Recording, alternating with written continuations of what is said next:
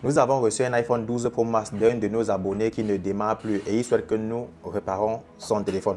Alors dans cette vidéo, nous allons vous montrer la procédure, comment nous faisons pour réparer des iPhones qui ne s'allument pas, surtout le cas d'un iPhone 12 Pro Max. Ok, donc sans plus tarder, première des choses, quand un téléphone ne s'allume pas, on va toujours alimenter le téléphone. Donc on va essayer toujours de connecter le téléphone sur notre power supply, comme vous pouvez le constater là. Ici c'est l'alimentation stabilisée qui est juste affichée sur l'écran.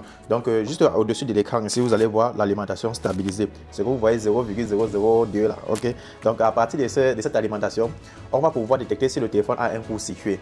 Donc si le court-circuit est sur une des lignes d'alimentation principales, donc ça peut être sur la V-BAT, ça peut être sur la V-Dizzymen ou bien la V-Boost. Donc on va essayer de voir, ou bien ça peut être aussi un court-circuit sur les lignes secondaires, donc sur les outputs PMU. Ok, donc tout va se jouer au niveau de l'alimentation. C'est pour cela que nous avons les câbles e-boot. À partir des câbles e-boot, on va essayer de démarrer pour voir. Là c'est la série 12. Ok, donc ici de mon côté, j'ai déjà démonté le téléphone, j'ai déjà démonté et du coup j'ai pas encore connecté l'écran. Je ne suis pas obligé de connecter l'écran. Ok, tout ce que je vais faire c'est quoi? C'est prendre le e-boot et connecter au niveau du connecteur batterie. Donc une fois que je vais connecter ce câble au niveau du connecteur batterie, le téléphone va se comporter comme si on a branché une vraie batterie dessus. Donc je vais connecter sur mon power supply. Ok, parce que sans le e-boot on ne peut pas avoir la consommation du téléphone. Donc parce qu'on a besoin du câble e-boot pour que le power supply puisse lire les valeurs. Ok, on va choisir les séries 12. Donc pour cela, je vais aller le connecter ici, sur le connecteur. Ah, vous avez vu, à peine branché, je suis à combien? À 3 ampères. Attendez, je branche encore pour voir. Oh my god. Quand vous voyez un téléphone qui consomme à ce niveau-là, donc vous avez vu ici en haut, regardez juste en haut là, pour voir la consommation quand je branche le e-boot. Alors, je branche là. Et, oh, ça chauffe énormément, ça passe à 3 ampères. À ce niveau-ci, on peut croire que c'est la PMU, que c'est la puce d'alimentation qui pose problème. Alors que ce n'est pas forcément la PMU. Parce que si vous vérifiez avec une caméra thermique, c'est la PMU qui va signaler, c'est la PMU qui va être victime. Donc je pense que quand on a une consommation de la sorte, on doit d'abord contrôler les lignes d'alimentation principales, donc les lignes principales. Donc sur les séries 12, en fait les iPhone 12 Pro Max, déjà, peu importe, on a 3 lignes d'alimentation principales à contrôler. Donc la ligne de la batterie, encore appelée la V-BAT. On a également la ligne, donc il y a d'abord la ligne de la batterie qui est d'abord la V-BAT. On a la ligne d'alimentation principale qui est la V-Dizzymen. Et on a également la ligne Boost, donc encore appelée la V-Boost. Ok, donc on va contrôler ces 3 lignes là parce que forcément il doit avoir un court-circuit. C'est pour cela que on doit avoir toujours on doit toujours savoir bien utiliser son multimètre. Et aussi sur les cas de court-circuit comme ceci, vous devez avoir des shock killers. Donc je vais utiliser mon multimètre pour pouvoir d'abord diagnostiquer la ligne de la batterie, dans la ligne BAT. Ok, donc sans plus tarder, je vais d'abord vous montrer un peu. Ok, donc on peut aller juste sur le schéma comme ceci, iPhone, sur le schématique, on va aller sur l'iPhone 12 Pro Max. C'est pour vous montrer en gros ce qui va se passer. Sur l'iPhone 12 Pro Max ici, on est sur le board view. Donc là, on est sur le board view. Pour contrôler les lignes d'alimentation principale, premièrement, nous allons contrôler la ligne de la V-BAT, ok, qui est la toute première ligne. La ligne de la V-BAT, ça se trouve sur le connecteur de batterie ici. Donc, on a ici la ligne quoi? PP-B-BAT. Donc, PP-BAT VCC. C'est la première ligne d'alimentation principale. Maintenant, on va contrôler, s'il n'y a pas de problème, on va contrôler la V-Dizzymen. Donc, pour la V-Dizzymen, vous pouvez juste regarder les composants qui portent le nom de V-Dizzymen. Vous comprenez? Comme par exemple ici, vous voyez ici, voilà V-Dizzymen. Si vous ne trouvez pas sur les séries 12, généralement, nous avons cette résistance ici qui convertit la V-BAT en V-Dizzymen. Donc on va également contrôler cette ligne-ci, dans la ligne de la V-Dizzymen. On va contrôler sur l'un des condensateurs qui est sur la ligne ou bien sur un test point de la carte mère. Donc ici, derrière nous avons les test points directement pour contrôler là pour se rassurer que le court-circuit est peut-être sur la ligne. Donc on n'a pas besoin de séparer la carte. On peut également injecter directement sans séparer la ligne. Et après ça, on va également contrôler la ligne de la VDD Boost, ok, qui est juste ici. On va cliquer sur la puce Boost ici et on va contrôler également, ok. Donc là, au niveau de la VDD Boost ici, nous avons son test point également ici. Ok, donc ce que vous devez comprendre, c'est que lors des diagnostics des iPhones, vous devez forcément maîtriser les lignes d'alimentation. Donc vous devez maîtriser les lignes principales comme la V-BAT, V-Dizzymen et V-Boost, savoir comment les contrôler. Vous devez également maîtriser les lignes secondaires, donc les outputs PMU, comme les lignes LDO et les lignes BUX. C'est très important. Sinon, vous ne pouvez pas faire un diagnostic d'un téléphone qui ne s'allume pas. Vous devez également maîtriser le schéma du boot circuit d'un iPhone, donc le schéma de démarrage d'un iPhone, et ainsi que d'autres circuits. Ok? Et pour cela, je vais vous apprendre cela dans ma formation en ligne qui arrive très bientôt. C'est pour cela que je vous invite massivement à vous accrocher à cette chaîne et liker mes vidéos. Et une fois que la formation sera disponible, vous aurez la possibilité de vous inscrire. Ok? Donc, sans plus tarder, je vais contrôler avec mon multimètre s'il y a un problème sur la ligne VBAT, dans la ligne de la batterie. Premièrement, donc ici, on va passer sur le microscope.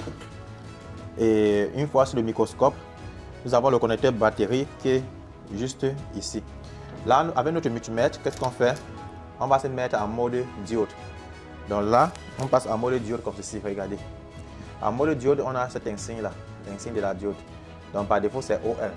Nous allons contrôler avec notre multimètre. On va se rassurer que la ligne rouge est sur la GND et la ligne noire est sur la ligne qu'on veut contrôler, la ligne positive. Donc en mode diode, vous devez inverser la polarité de votre multimètre. Ce n'est pas comme le mode test de continuité, ce n'est pas comme ceci. En test de continuité, le multimètre va biper comme ceci. Pour signaler qu'il y a une continuité. Certains disent que c'est pour circuit exactement. Mais en mode diode, on va aller plutôt comme ceci. Ici, nous avons l'insigne de la diode. On va plutôt aller mettre ici comme masse, comme GND, le rouge comme GND et ceci comme ligne positive. Donc le rouge va aller sur la masse et ceci va aller sur la ligne positive. Ok. Maintenant, qu'est-ce qu'on va trouver quand on va chercher à mesurer? Alors, dans nos mesures, voici ce qu'on va généralement trouver. Vous voyez ici sur la ligne de la VBAT, nous avons une une valeur de 285. Comme ceci, 285, ça représente le millivolt en valeur diode. Donc, ça veut dire que dans notre recherche, on va avoir, en fait, attendez, ça veut dire dans notre recherche, on va avoir une valeur approximative entre 250 et 300 avec notre multimètre. Si avec le multimètre, on a la valeur 0,0, ça veut dire qu'il y a un court-circuit. Donc, si au lieu de 285, on a plutôt 0,0,0, ça veut dire qu'il y a un court-circuit. Ou bien si on a une valeur en dessous de 200, donc si on a une valeur comme 0,100 ou bien 0,120, ça veut dire toujours qu'il y a un problème sur la ligne. Donc, sûrement, il y a un composant qui est abîmé, donc qui est déjà même endommagé, il faut remplacer forcément. Et à ce niveau-là, soit pour détecter ça, c'est avec la caméra thermique. Ok? Mais si on est sur une ligne à 0,0, ça veut dire qu'il y a un court-circuit. Ok? Donc, pour mieux comprendre cela, c'est quand vous allez adhérer à ma formation en ligne, quand je vais vous expliquer le bout de circuit, ça va passer très facilement. Donc, ici, regardez, sans plus tarder, on va toujours encore aller sur le schématique. On va avoir cette valeur-ci en valeur diode ici. Et sur la ligne de la VDD main ici, au niveau de la VDD main, ici, pour trouver la valeur de la VDD main, vous regardez les circuits dans lesquels la VDD main passe. Par exemple, au niveau de la PMU ici, on a quoi? Au niveau de la prise d'alimentation, on aura une VDD main qui est dans une intervalle 300 mV comme ceci. C'est pareil avec la VI Boost. Ok? Donc, ce qu'on va donc faire, c'est quoi? C'est maintenant aller sur notre cas réel. Donc, ça veut dire, on va cette fois-ci aller sur notre 4 mai pour pouvoir contrôler. Bon, regardez, je vais séparer mon écran comme ceci. Voilà. Je passe en mode diode. En mode diode sur mon multimètre aussi, comme vous voyez, ça veut dire que, regardez très bien ce que je fais. Le rouge de mon multimètre, je vais mettre sur la masse. Donc, sur tout ce qui est en cuivre, donc GND ou encore appelé la masse. Le noir, je vais mettre sur des lignes que je vais mesurer comme ceci. Donc, si je mesure une ligne comme ceci, j'ai la valeur 0,00. Ça veut dire que ça, c'est un court-circuit. Donc, ça veut dire qu'il y a une masse sur la ligne, un court-circuit. Donc, là, ça, c'est quand la ligne est une ligne de valeur, une ligne positive. Et quand on a 0,0, ça veut dire qu'il y a un court-circuit sur la ligne. Donc, vous comprenez. Donc, vous devez vraiment prêter beaucoup attention. Mais si je mesure comme ceci en mode diode et que j'ai de la valeur, comme par exemple 0,250 ou bien quoi que ce soit, ça veut dire que la ligne n'a pas de problème. Donc là, cette fois-ci, je vais encore de nouveau mesurer ça pour vous. Et si je mesure comme ceci, regardez, ici j'ai encore 0,0, ça veut dire qu'il y a un court-circuit premièrement sur la ligne de la VBAT, dans la ligne de la batterie premièrement. Donc à ce niveau-ci, c'est le short killer qui va parler. Le short killer peut renvoyer peut-être sur la puce de charge, dans le charging IC. Parce que sur les séries 12, comme vous pouvez le constater, sur l'iPhone 12 aussi là, vous allez voir que au niveau du connecteur batterie ici, nous avons ici la ligne. Donc, on a l'énergie qui quitte au niveau du connecteur batterie. Ensuite, ça passe par ces bobines boost. Et ces bobines boost renvoient sur le circuit intégré ici, la U4000, qui est la grosse puce de charge. Donc, lui là, c'est la taille grise. Et c'est elle qui est l'intermédiaire entre la ligne de la V-BAT et la VDD-main. Donc, mais juste que cette puce ne convertit pas directement la V-BAT en VDD-main. C'est pour ça qu'ici, ils ont ajouté une résistance. La résistance R4100, c'est qui va maintenant convertir la V-BAT en VDD-main. C'est pour ça que sur la résistance, vous voyez ici, sur l'autre borne, comme la résistance est en série, on a la borne PP-BAT VCC. Donc, dès que l'énergie traverse le sens de la résistance, ça devient la VDD-main directement, vous voyez. Donc, on va contrôler celui-ci, on va aussi contrôler celui-ci. Mais déjà, la ligne de la batterie est en short. Donc, short, ça veut dire court-circuit. On va également regarder la ligne de... Après la ligne de la batterie, on va aussi regarder la ligne de la VDD-main parce qu'il peut également arriver que la VDD-main est en court-circuit et du coup, ça affecte également la V-BAT. Donc, c'est pour cela qu'on serait donc obligé aussi de retirer la 4 mètres de son châssis. Donc, à un niveau, on risque de sortir la 4 mètres du châssis pour mesurer également la VDD-main. Ok, sans plus tarder, ce qu'on va faire, c'est quoi? Ici, là, ok, on va aller mesurer la ligne de la batterie comme on a vu sur le schématique. Vu que ici, sur le schématique, ici, on a vu que la V-BAT, c'est ça. Regardez bien. Donc, on va chercher la même chose. On va chercher la même chose. Voilà, on passe là. On mesure ici. Qu'est-ce qu'on a? 0, 0. Donc, on a court-circuit. Court-circuit, ok? Ok. On ne va pas vite se précipiter. On va sortir la 4 mètres de son châssis. Ok? La marque Forward, c'est mon microscope. Pour ceux qui demandent c'est quoi la marque de ton microscope. Donc cette fois-ci, je vais démonter la 4 mètres de son châssis. Et vous devez faire très attention. Ne touchez pas le capteur Face ID ici en haut. Ça s'endommage très vite. Surtout le True Depth Camera. Ok? Bon. Ici, je viens de sortir la 4 mètres. Ok, voici à quoi ressemble la 4 mètres de l'iPhone 12 Pro Max. L'avantage qu'on a, c'est que la 4 mètres est encore tout neuf. On n'a pas encore réparé, donc c'est très facile. Bon, vu qu'on a déjà identifié la ligne de la V-BAT qui est en court-circuit. Pour ceux qui ne s'y connaissent pas vraiment sur l'affaire de V-BAT, VDD-main et autres là, vous allez juste venir dans ma formation et je vais clarifier tout ça pour vous dans votre mémoire. Ok, ok, sans plus tarder, on va aller sur le schématique, vérifier la ligne de la VDD-main. Ok, alors regardez là. On vient sur la résistance R41000, 4100 une fois. On va venir là. On a les test points ici derrière. Voilà le test point là. Donc, à partir de là, on va mesurer la VDD-main. Ok. Donc, ça veut dire que sans plus tarder, je passe à la caméra. Ici, on a l'autocollant qui est juste ici. Donc, on peut juste démonter. On va retirer l'autocollant, ça ne dérange pas, ok? Là, on a les différents test points. C'est là qu'on va mesurer si on n'a pas, si déjà tout est ok. Sur le test point, on va se rassurer si la VDD-main n'a pas de problème, ok? Voilà. Donc là, je positionne la 4 mètres telle que je vois sur mon schématique comme ceci. On voit les test points où? Juste ici. Vous voyez les test points, n'est-ce pas? Ok. Donc ce que je vais donc faire, c'est mesurer. Regardez. Je vais faire comme ceci. Ok. Je mets celui-ci sur la masse et celui-ci sur la ligne. La VDD-main également est en court-circuit. Regardez. VDD-main également en court-circuit. À ce niveau-ci, je n'ai pas besoin de contrôler la V-boost. Parce que très souvent, les pannes liées à la VDD-main également entraînent la VDD-boost. Okay. Entraînent la V-BAT, ok?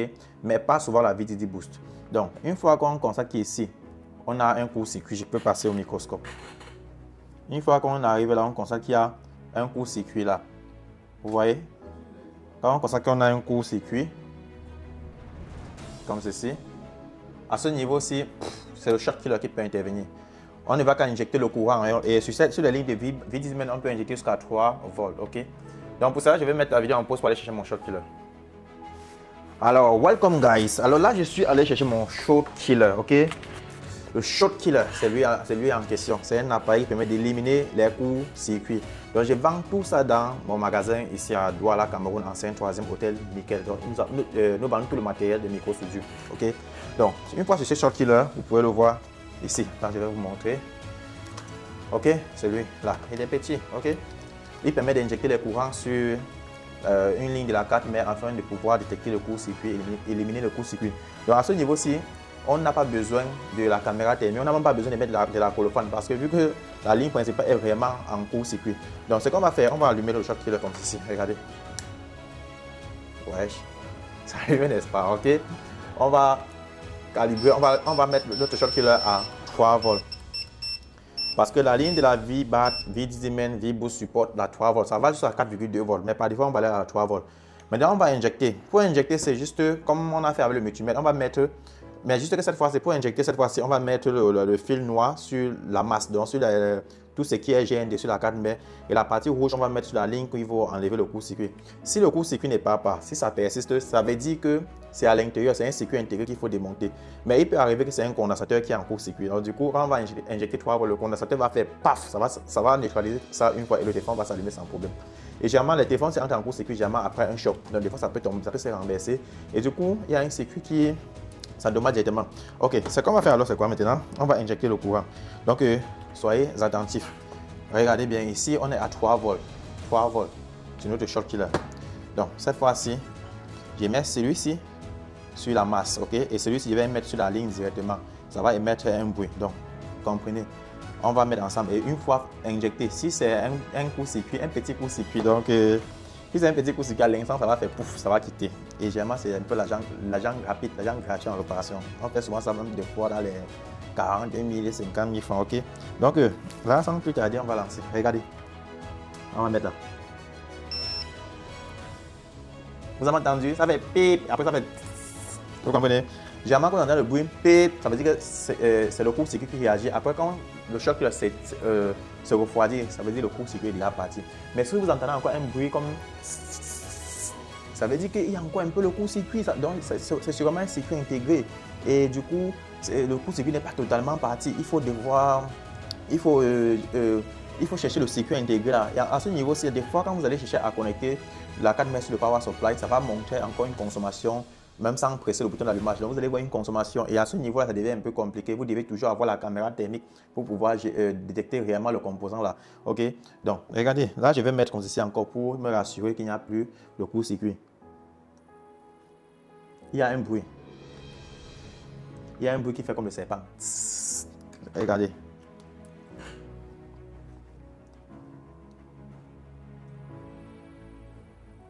Ça ne veut pas partir. Là, on peut essayer de toucher la carte, mais ok. Bref, j'essaie déjà que il y a un court-circuit. Et maintenant, je vais essayer d'alimenter la carte mère pour voir. Forcément, ça ne va plus consommer comme ça d'abord consommé là. Donc, regardez juste en haut, ça ne va plus consommer parce que le court-circuit majeur est déjà quitté. Ok. Donc, là, je vais encore connecter. Regardez bien sur le power supply en haut là. Vous voyez? C'est presque quitté, non? Mais on a le court-circuit là. Ça veut dire que soit on a la consommation par défaut qui se consomme seul. Généralement, ça affiche ça souvent. Il faut encore mesurer les lignes principales. Vous pouvez constater que la V-BAT a une valeur très faible, ou bien la V-Disimen, ou bien la V-Boost. Généralement, quand ça consomme jusqu'à 0,700, c'est souvent la ligne de la V-Boost qui est en court-circuit. Vu que nous avons injecté seulement au niveau de la V-Disimen. Donc, on va de nouveau encore mesurer avec notre multimètre pour se rassurer. Donc, je vais mesurer la ligne de la V-BAT. Ok, je mesure la V-BAT d'abord, comme ceci, en mode diode. En mode diode, la valeur est très faible de la V-BAT. Ok, on va aller sur la V-Disimen. V-Disimen également très faible. Et on n'a pas besoin forcément de la V-Boost parce que forcément, c'est que ça va faire ce truc là. Bon, quand on est en face de ce truc comme ceci, je tiens à préciser qu'à ce niveau, si même déjà le téléphone peut s'allumer, hein, mais vous allez avoir température. Regardez. On peut allumer le téléphone à ce niveau aussi, mais ça va chauffer. Donc, je vais essayer d'allumer pour que vous voyez. Bon, j'espère que l'afficheur s'y passe. Ça, c'est un afficheur du magasin que nous avons utilisé pour tester. Voilà.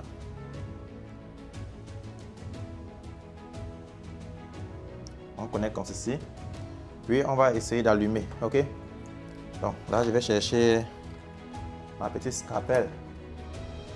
pour shorter son test point d'allumage. Ok, voilà, je vais shorter le test point d'allumage. Vous allez voir que ça va s'allumer.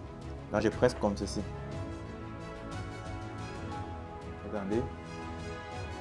Voilà. On n'a pas le logo. Un instant.